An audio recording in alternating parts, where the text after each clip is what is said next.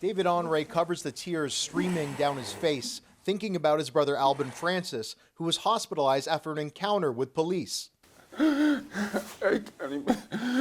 can imagine that when I see my brother in that condition, I couldn't imagine that was my brother.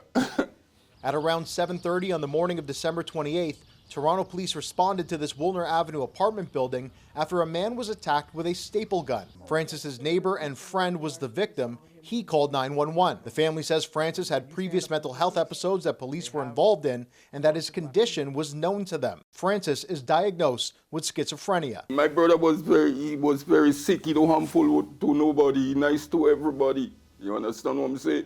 But the kind of force the policeman put on my brother, they should not put that force on my brother. They could have handled that in a better position. Toronto police say they were not responding to a person in crisis and received a second call for a person with a gun at the same location. The province's Special Investigations Unit, which looks at police conduct where someone was seriously injured or killed, is now investigating what happened after police arrived. The SIU says officers found Francis in the hallway and that he approached them with a staple gun.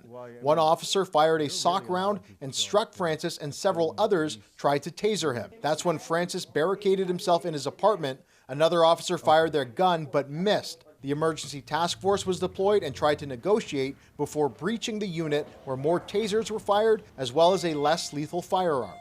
Francis was arrested and taken to hospital with serious injuries. His family says he was left unconscious and on life support. I broke down in tears. I was crying when I see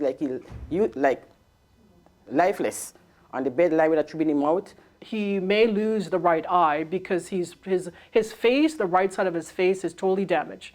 Not only did they try to subdue him with tasers multiple times, electrical tasers, they tried to subdue him with rubber shots and also bullets as well.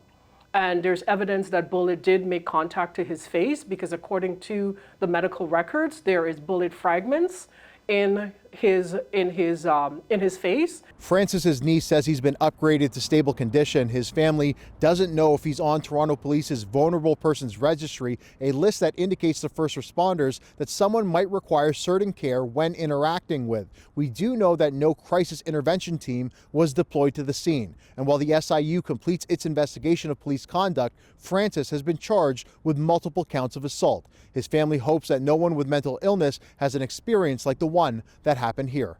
Dale Manucdoc, CBC News, Toronto.